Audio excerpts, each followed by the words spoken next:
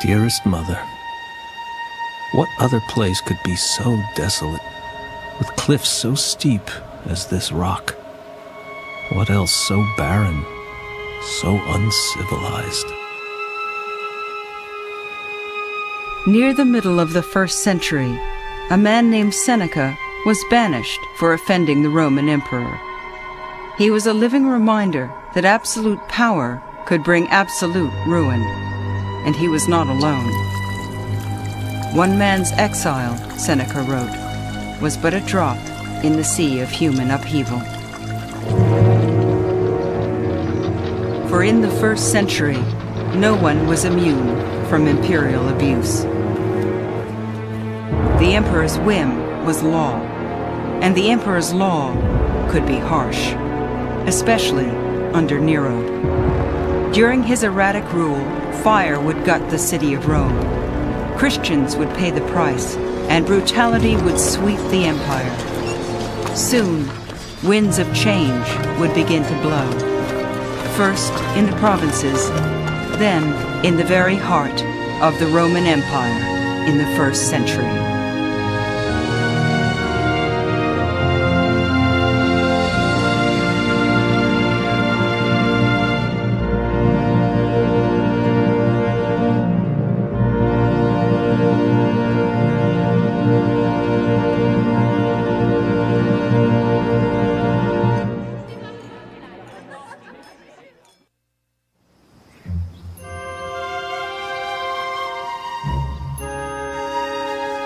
In his youth, Claudius set out to write a history.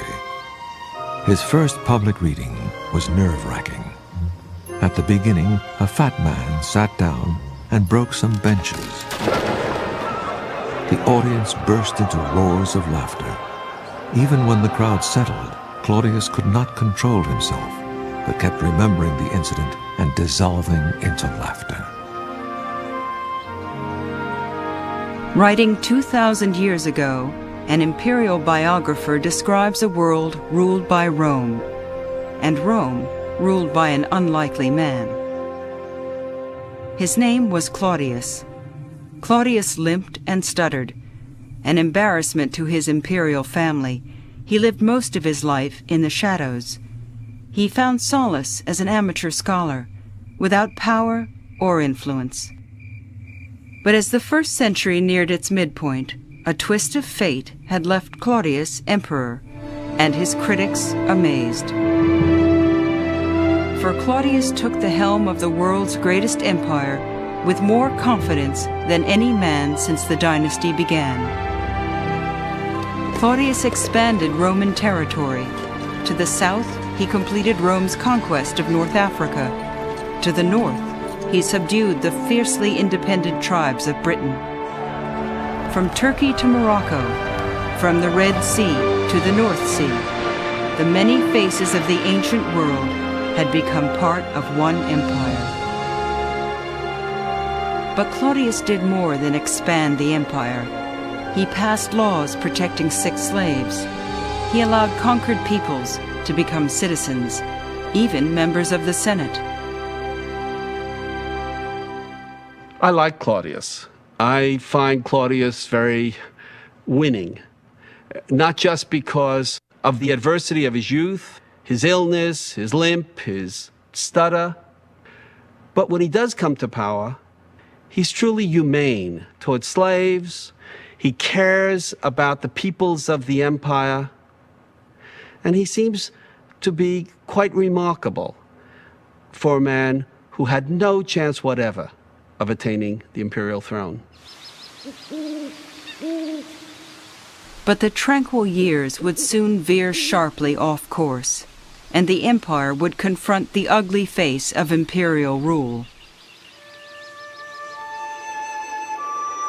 Despite his power, Claudius was fragile.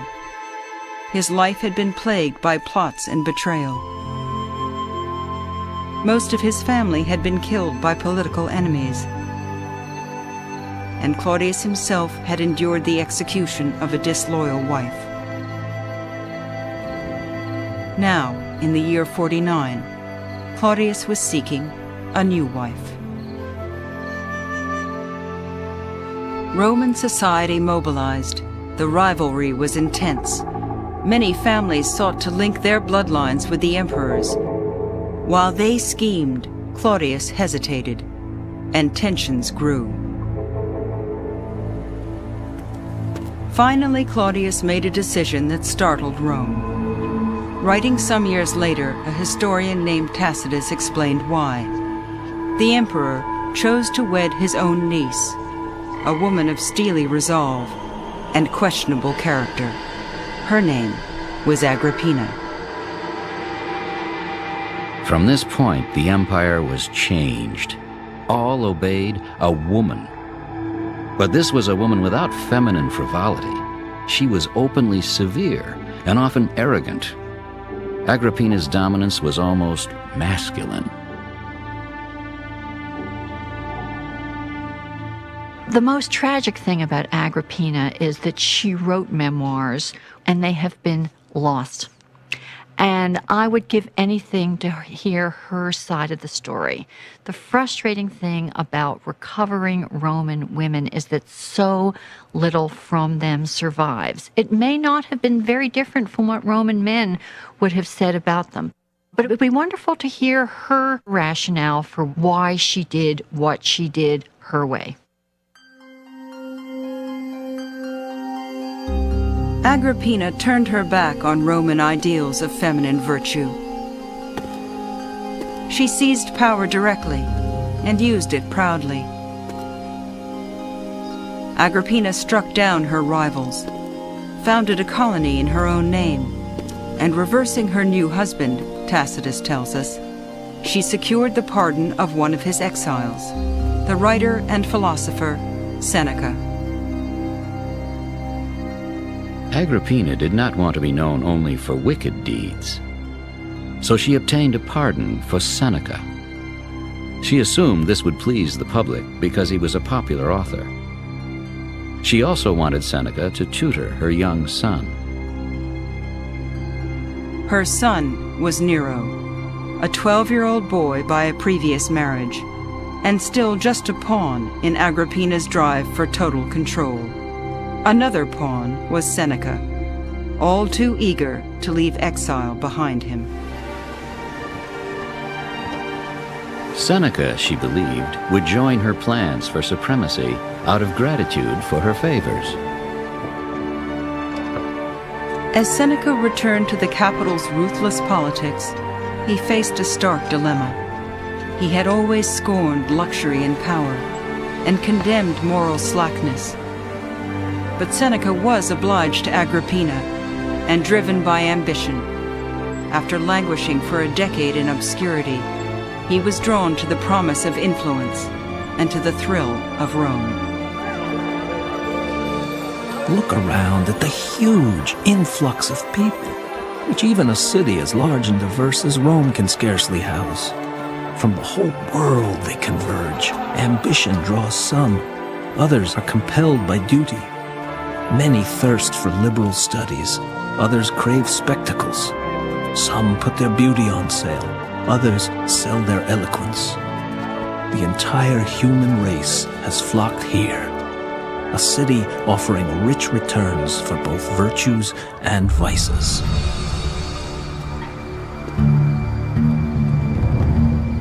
Inside the imperial palace, Seneca would encounter far more vice than virtue. For after luring Claudius into marriage, Agrippina had begun to weave an elaborate plot. First, pushing aside Claudius's son, she convinced the emperor to adopt Nero and designate him heir. With the line of succession now clear, Tacitus says, Agrippina's only remaining obstacle was her husband. Her plans for murder were firm. As she bided her time, waiting for opportunity, Agrippina sought the right poison. A specialist in the field was chosen, and by her skill, a potion prepared. It was delivered to Claudius by the eunuch who served and tasted his food.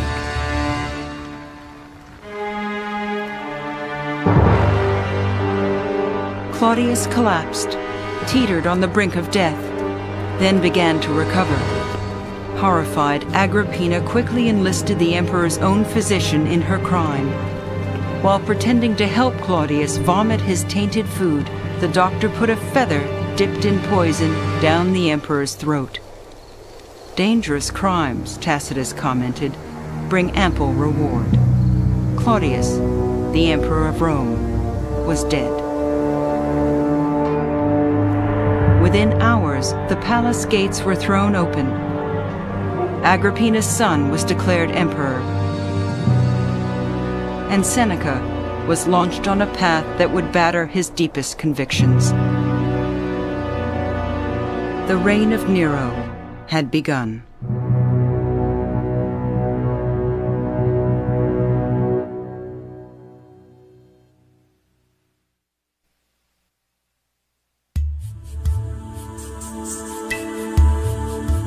I am a Jewish man, educated strictly according to the law of our fathers. In the Roman province of Judea, during the lifetime of the Emperor Claudius, an ardent young Jew named Saul headed for dilemmas all his own. He was seeking the arrest of religious heretics, members of a tiny Jewish sect known as the followers of Jesus. Saul was dedicated to wiping them out. Indeed, that is what I did in Jerusalem. I imprisoned many and cast my vote against them when they were marked for death. In my extreme fury, I pursued others even into foreign cities.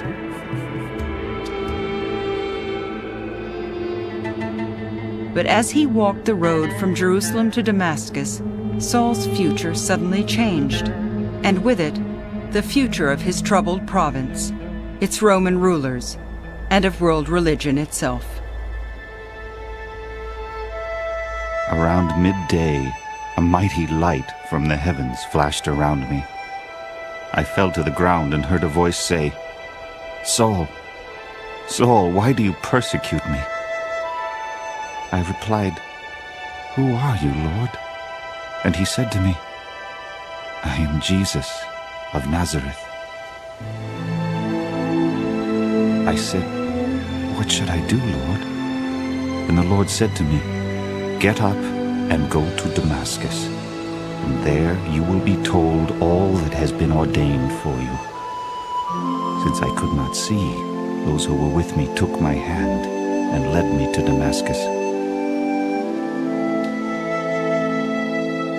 Saul became Paul, and he dedicated the rest of his life to spreading the word of Jesus with the same zeal he had once directed to wiping it out.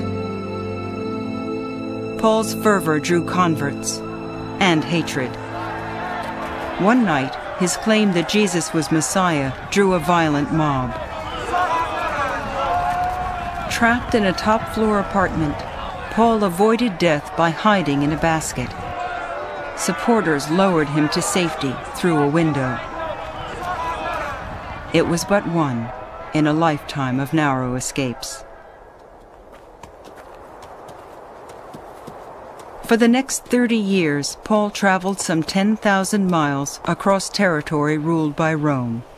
He preached in the empire's great cities, Ephesus, Philippi, Corinth, Athens, and others. Cities that enjoyed imperial grandeur, but cities teeming with poor and desperate subjects of Rome. They made eager audiences for Paul's message of eternal life. There's a legend that says that Paul's family was originally enslaved by Romans and then later liberated from slavery by Romans. And this is how Paul's family received Roman citizenship. That is, Paul has internalized the experience of slavery and freedom. Paul speaks a message that finds power in this powerlessness, that finds community where community's been destroyed. Paul is the premier poster child for the real Roman Empire in this way, that he speaks to the underside of the Roman imperial experience. Like Jesus before him, Paul spoke to people in their homes and synagogues. But while Jesus had preached only to Jews, Paul believed his message should be taken to non-Jews, to the Gentiles of the Roman Empire. And that meant relaxing timeless Jewish laws about food and circumcision. It was a radical slap at Jewish tradition and key to the spread of this new faith. The fact that Paul was a staunch advocate of going to the Gentiles and not requiring of them that they circumcise themselves or follow the Jewish dietary laws was certainly, in the long run, of the greatest importance, because it did mean that Christianity could develop into something that was independent of Judaism. In Paul's day, Christianity was still an outgrowth of Judaism.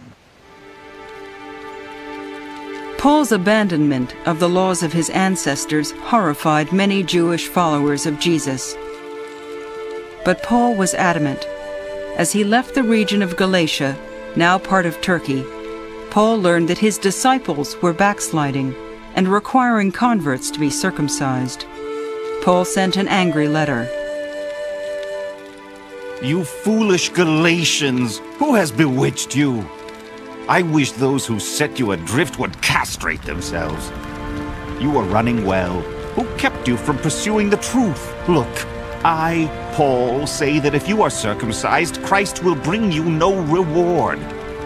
For in Jesus Christ neither circumcision nor foreskins prevail, but only faith acting through love. Paul was a man of very deep convictions, passionate convictions. He is very invested in these people to whom he's writing. They are his life, and he takes that very seriously. So that passion and the pathos of those troubled relationships that he's negotiating long distance come through in his letters. Tradition holds that Paul returned to Jerusalem, intent on forcing his views, that he was imprisoned for causing a riot by bringing non-circumcised men into the temple.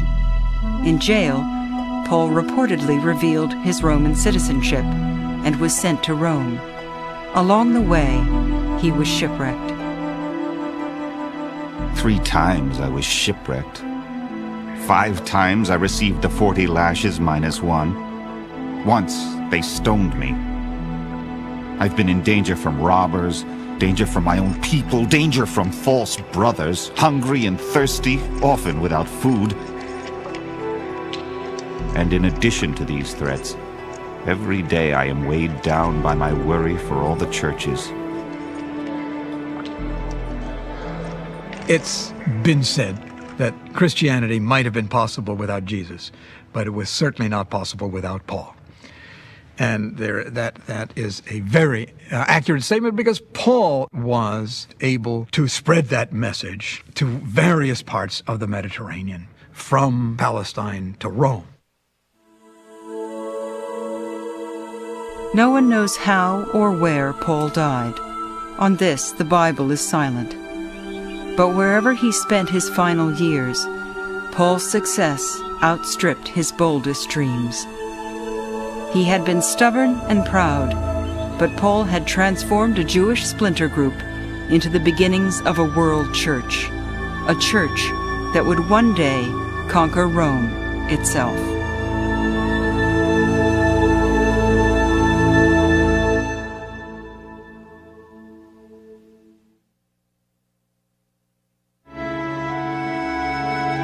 There is a proverb: you have as many enemies as you have slaves, but in truth, we make them our enemies. We abuse them as if they were beasts of burden. When we recline for dinner, one wipes our spittle, another picks up the scraps and crumbs thrown down by drunkards. The point of my argument is this: treat your inferior as you would like to be treated. The new emperor's tutor, Seneca, had devoted much of his life to ethical problems. He was a follower of Stoic philosophy. In an age of slavery, Stoics advanced the notion of universal humanity a brotherhood of man that predated Christian doctrine. In an age of opulence, Stoics shunned ostentatious living. And in an age of absolute rule, Stoics walked a narrow path between integrity and hypocrisy. Seneca was the leading Stoic philosopher of his day. The main teaching of Stoicism was the acceptance of one's fate to play the role that one had been assigned by fate in the world. And so Seneca's fate was to participate in court politics. Seneca participated in court politics through Nero, now a 16-year-old boy, whose path to the imperial palace had been bathed in blood. Seneca's task was to mold this spirited son of a power-hungry family into a tolerable world leader. And at first, his chances were good, for the young Nero had a sensitive nature. He loved theater, music, and the biographer Suetonius reports the popular pastime of horse racing. Nero had been passionate about horses from early childhood. At the beginning of his reign, he played every day with toy chariots made of ivory. Soon, he wished to drive a chariot himself. So first practicing with his slaves, he appeared before the whole city in the circus. The Roman circus, or racetrack, was a rough and raucous place. Chariot drivers were usually slaves, or former slaves, and fans often cursed rival teams with ferocious partisanship. I entreat you, O demon, whoever you are, and demand that you from this hour, from this very moment, you crucify the horses of the green and white teams, and that you kill the drivers Clarus and Felix and crush them. Do not leave any breath in them. Nero's enthusiasm for the sport of commoners scandalized Rome's elite, but it endeared him to the masses. For such is a crowd, sneered the stately historian Tacitus, eager for excitement and thrilled if the emperor shares their taste. Nero did, long past his childhood years. It is not clear to me that Nero ever changed or that Nero ever grew up. And that was both his strength and his weakness. Nero was an extraordinarily popular emperor. He was like Elvis. But in ancient Rome, popularity was a mixed blessing. And as the pliable young emperor indulged his various passions, efforts to control him reached a fevered pitch, particularly between the emperor's mother and Seneca. Seneca exerted power discreetly, but Agrippina would not tread lightly. She heard stories that her son seduced married women and young boys, that he castrated and married a male slave, and according to the gossipy Suetonius, much worse. As soon as it was dark, he was in the habit of going to the taverns wearing a wig. He would wander the streets looking for action, and not just juvenile pranks either. He attacked people on the way home from dinner, stabbed them when they fought back, and threw their bodies into the sewers. As stories of Nero's degeneracy increased, so too did Agrippina's disapproval. Relations between mother and son deteriorated fast. As Nero grew older, he quickly, I think, began to realize that he could not rule in his own right as long as Agrippina still had the ambition to rule through him. So it was the clash between two titans, you might say, people both of enormous egos and people with great power lusts. The system didn't allow both of them to rule, so she had to disappear. And if she wouldn't go voluntarily, well, that left Nero little choice. He decided to kill her. The plot began at a seaside resort. Nero invited his mother to sail down to reconcile their differences. when the reunion ended, Agrippina set out for home. Tacitus tells the story. The ship had just set sail. Agrippina was attended by 2 servants. One of them stood near the rudder, the other leant over her feet, happily recalling the apologies of Nero and Agrippina's restored favor. Then, a signal was given. The roof collapsed under weights of lead.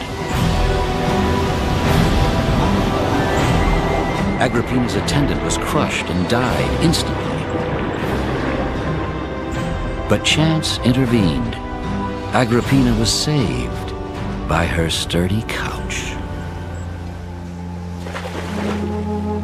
Amid the confusion, Agrippina swam to safety. Nero was stunned to learn that his mother had survived. Back in the imperial palace, he called for Seneca and the commander of his palace guard, a man named Burrus. It is unclear if they'd been advising Nero from the beginning, but the emperor summoned these men immediately. Shuddering, Nero shouted that Agrippina could appear at any moment. She could incite the soldiers. She could arm her slaves. Seneca and Burrus were silent for a long time. Then Seneca ventured to ask whether Burrus's troops should complete the murder. Burrus refused to involve his elite battalion, so Nero sent some regular soldiers to finish the job. An armed and threatening force circled her villa and broke down the doors. They found her in a dimly lit room with a single maid. The assassins surrounded her bed. First, the captain struck her head with a club. Then another soldier drew his sword for the death blow. Agrippina cried out, "Stab my womb!" Again and again they thrust their swords, and she was stabbed to death.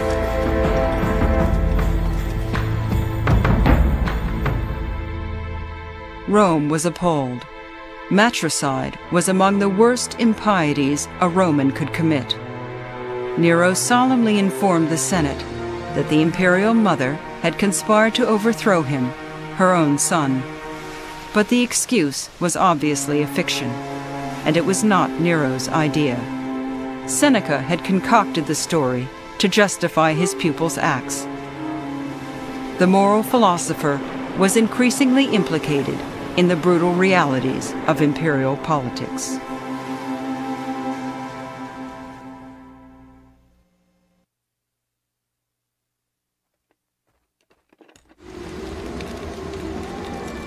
I write this to you from my winter quarters. I salute you. Britain was the northern limit of the Roman Empire. Soldiers and their families found it a remote, hostile land with few amenities. I ask that you send me what I need for the use of my lads. Things I need as soon as possible, since I've just been transferred here. 6 woolen cloaks and 5 tunics.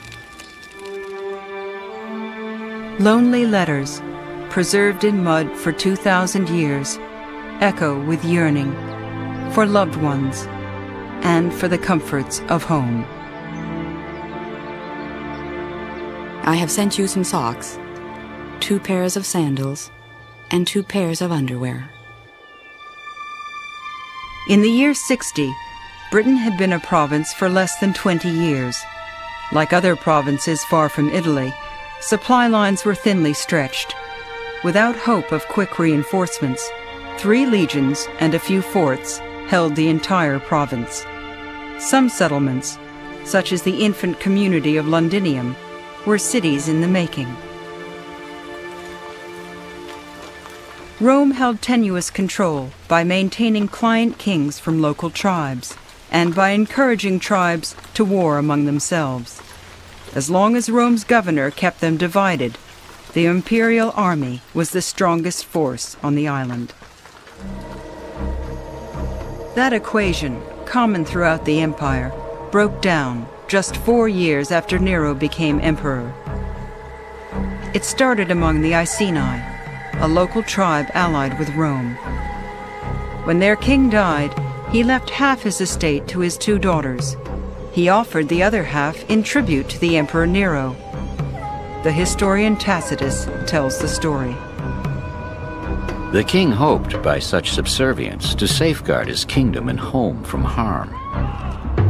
What happened was just the opposite.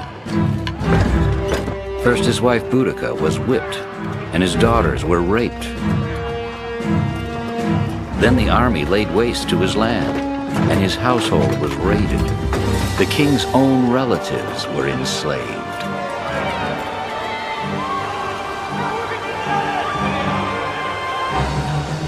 In response to these outrages, Boudica, the widowed queen, rallied neighboring tribes. Together, they attacked Londinium.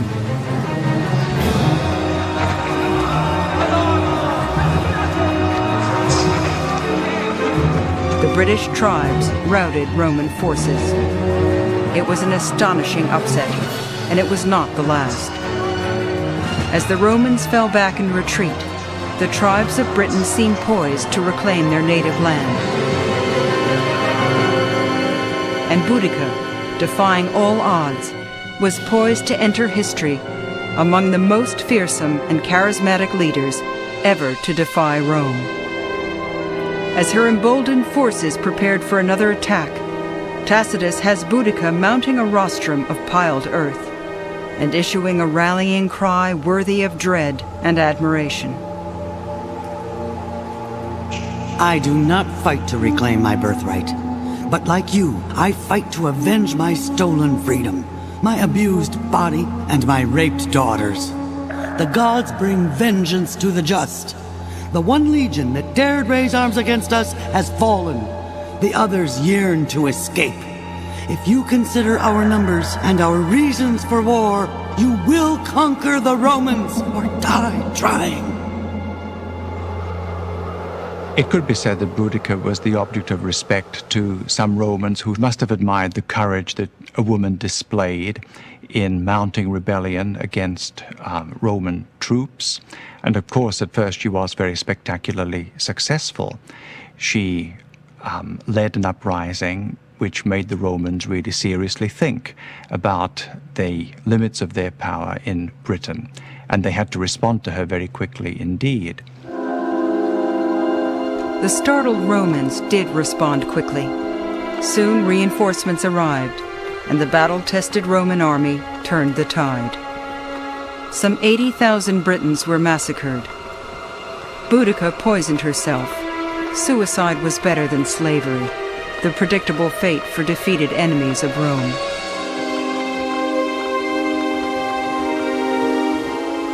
Tacitus called the outcome a glorious victory, comparable with bygone triumphs. But he meant to be ironic. The Roman peace, Tacitus knew, was imposed by brutal war, and prosperity in the capital was often bought with the blood of conquered peoples. Rome creates a desert, Tacitus later wrote, and calls it peace.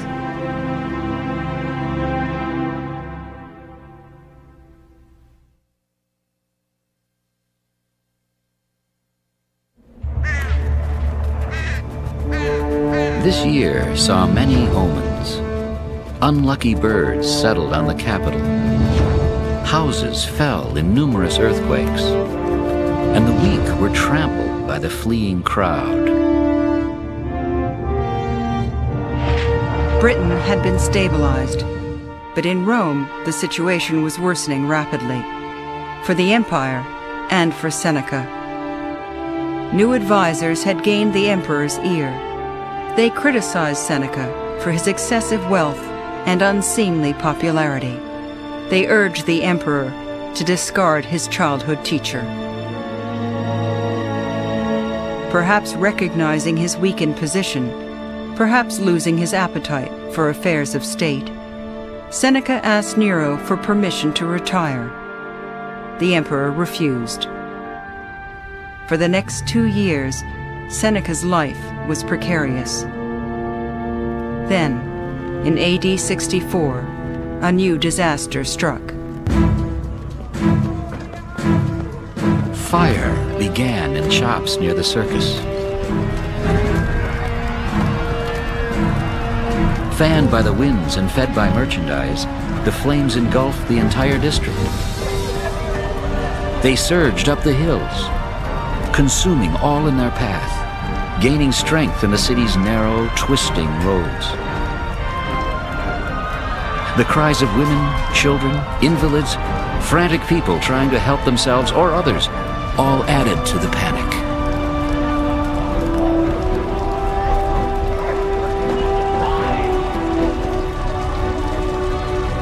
The Great Fire of Rome lasted for 6 days and 7 nights. Of Rome's 14 districts, only 4 remained untouched. Countless temples, homes, and shops were destroyed. When the fire burnt itself out, Nero surveyed the smoldering ruins. He opened public buildings, even his own property, to the homeless. But according to Tacitus, the emperor's aid was cold comfort. However well-intended, his relief measures were in vain, because a rumor had spread that while fire ravaged the city, Nero was on his private stage, singing. Nero hadn't fiddled while Rome burned, but his gaiety was equally damning. And worse, it was even said that Nero started the fire himself to clear land for a new palace.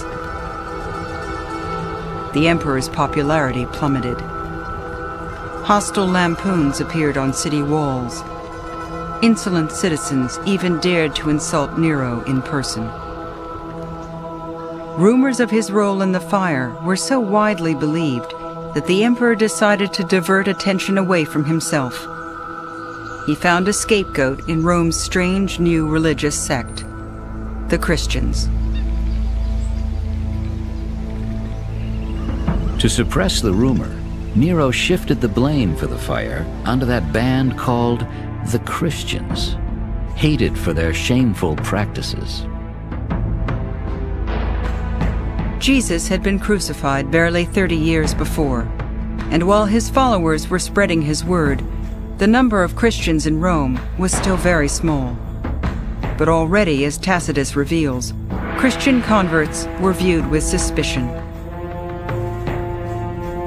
The founder of that sect, Christ, had been executed. His death had briefly suppressed the destructive cult, but again erupted, not only in Judea, the birthplace of the evil, but also in Rome, where shameful atrocities fester and spread. The Christians would have made a good target. After all, their main hero was a criminal who had been put to death by Roman order. In addition to this, they were doing things like exchanging a kiss among brothers and sisters at their meetings, which sounded a little bit like incest. They were also eating the body and drinking the blood of their god, which sounded a bit like cannibalism. Nero rounded up all the Christians in the city. They were hideously tortured and executed.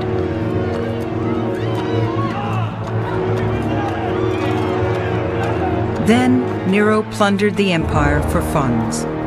Temples were robbed of their statues. Treasures that generations had dedicated to the greatness of Rome were absorbed into imperial coffers. For Seneca, this was the last straw.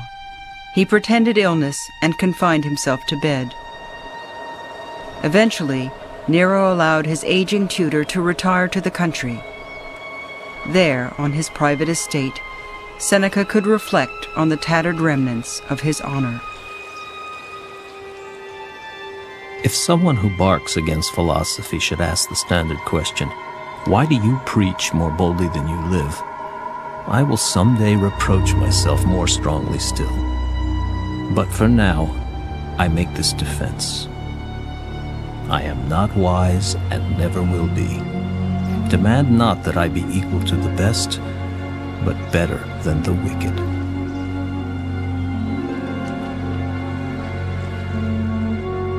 Seneca of course, knows very well that he isn't a perfect man. To play around with the court is to be trapped in a system of hypocrisy. And quite frankly, he pushes Stoicism at the end of his life when he's trying to distance himself from the vast embarrassments he's got involved in, as he's gradually realized that he can't control the young Nero.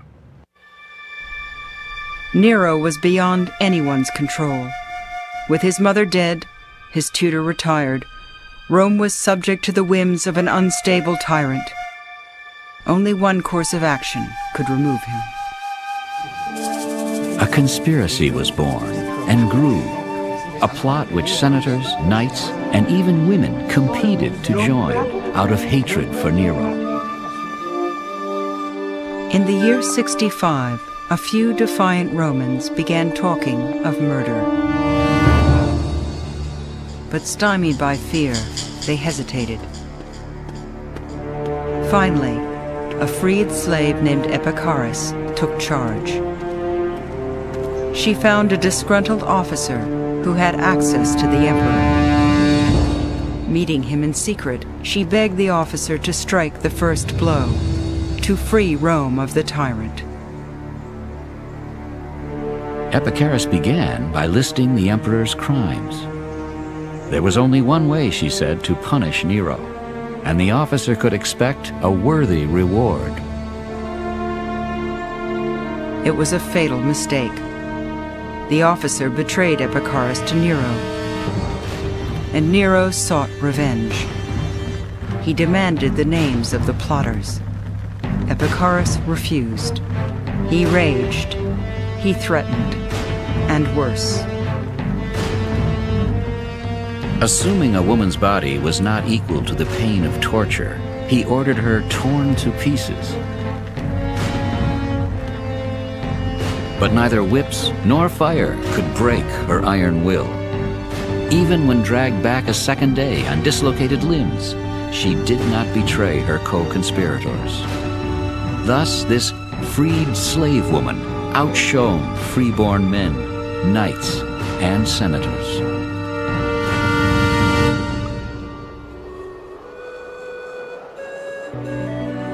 The next day, Epicharis tied a noose around her neck and ended her life.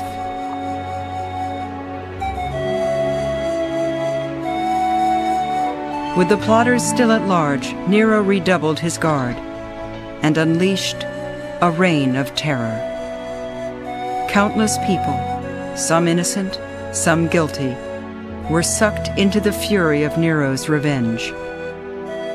Seneca was one of them. On meager evidence, the emperor sent an officer to demand the philosopher's suicide.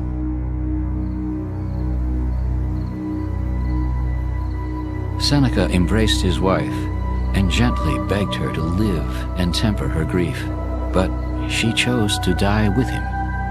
With a single stroke of the blade, they sliced their arms. Seneca, hardened by frugal living, did not bleed easily. He cut the veins of his knees and thighs, but still he did not die. He asked his doctor to dispense some poison hemlock.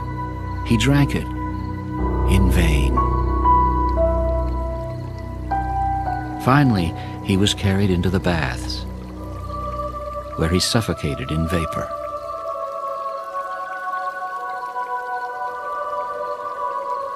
Few philosophers had reached such powerful heights. Few paid so dearly. Seneca's actions fell short of his ideals, but history, he hoped, would judge him well. The man who considers his generation alone is born for few. Many thousands of years and people will come after him. Look to these. If virtue brings fame, our reputation will survive. Posterity will judge without malice and honor our memory. As Seneca's lifeblood drained away, the wicked were left ruling Rome, alone.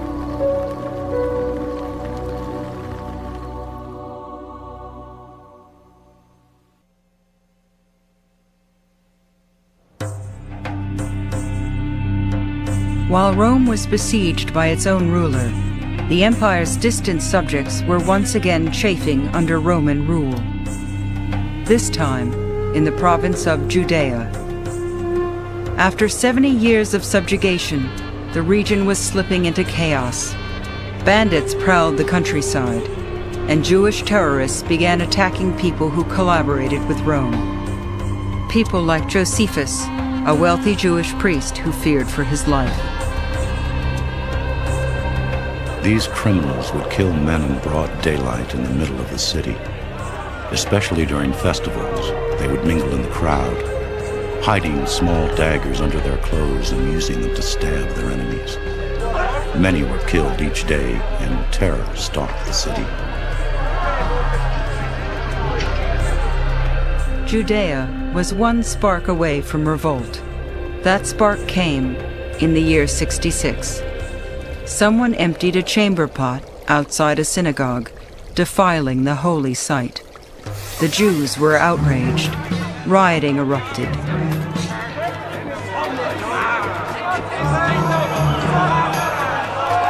During the melee, some Jews shouted insults at the Roman governor, a man named Florus.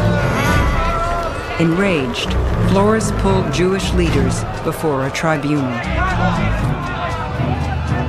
It was a pivotal moment in Josephus's life and in the lives of others struggling between cooperation with Rome and their Jewish heritage. Florus demanded the Jewish leaders hand over the hecklers. The men refused, insisting they could not identify the guilty from the innocent. Florus, they said, should pardon the unknown scoundrels for the sake of the whole city.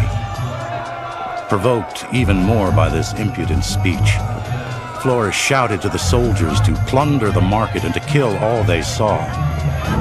Even prominent citizens were taken to Florus, who had them whipped and crucified. Florus conducted a wholesale massacre in the streets of Jerusalem.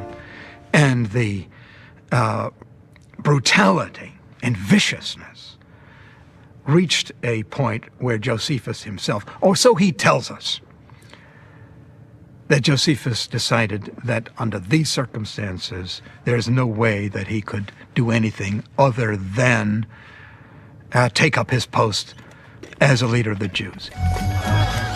Within months, the former priest was leading a full-scale Jewish rebellion and confronting a battle-tested Roman army as it swept across his homeland.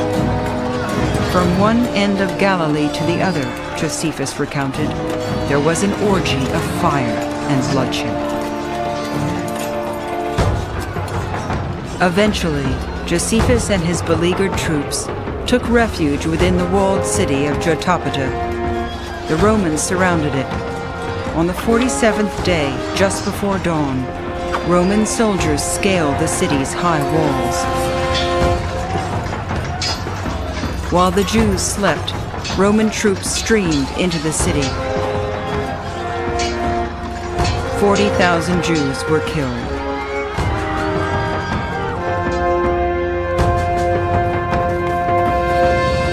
Josephus and 40 others fled to a concealed cave.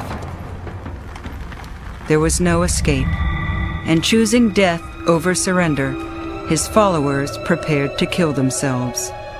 But Josephus argued that Jewish law prohibited suicide. Trusting God, I staked my life on a fateful gamble. Since we expect to die, I said, let us draw lots and assign our deaths to each other. He who draws the first shard will fall by the hand of the next, and so on. In this way, no one will kill himself. My listeners were convinced, and I drew with the rest. Each died in turn. Soon, whether by chance or God's will, I was left with only one man. And eager to avoid the fate of the lottery, I persuaded him to stay alive. Josephus tells us this story. You would think that it would be embarrassing, humiliating, and utterly self-destructive in a way to tell this story. Why does he tell it? I don't think anybody has come up with an adequate explanation of Josephus' psyche here. One can talk about guilt feelings and so on. There may be a much simpler explanation, namely that he got out of the siege of Jotapata alive when nobody else did. I think it was a source of considerable hostility to the Jews. So he needed to come up with some explanation. The explanation took shape just hours later. When Josephus emerged from the cave, he was brought before Vespasian, the victorious Roman general. Josephus was sure to face death or slavery. But his guile did not desert him. Jewish prophets had predicted that a new world leader would emerge from the east. Josephus declared that Vespasian was that man. Bemused, Vespasian let Josephus live. But as the Roman army prepared for its final attack, events in Rome brought the campaign to an abrupt halt, and the imperial household to a frenzy of panic.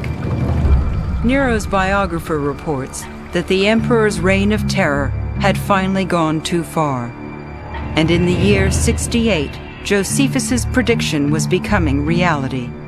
Nero was losing his grip.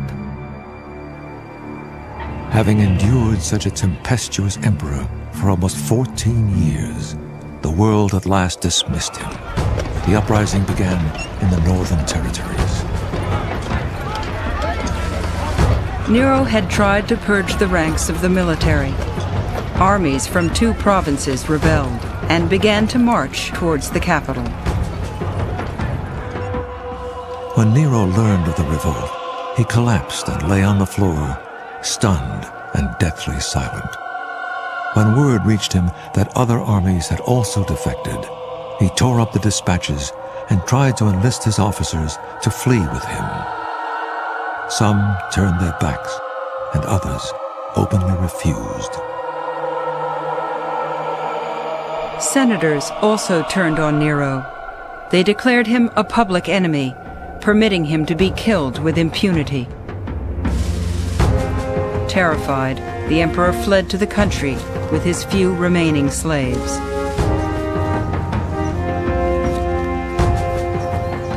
Although he was barefoot and wearing only a tunic, he grabbed a hooded cloak and galloped away to an old villa. While waiting for servants to prepare a secret entrance, he cleaned his torn cloak of thorns, then crawled in. He ordered them to dig his own grave. Weeping as he spoke, he moaned over and over, "Such an artist dies in me." With the help of his secretary, he drove an iron blade into his throat.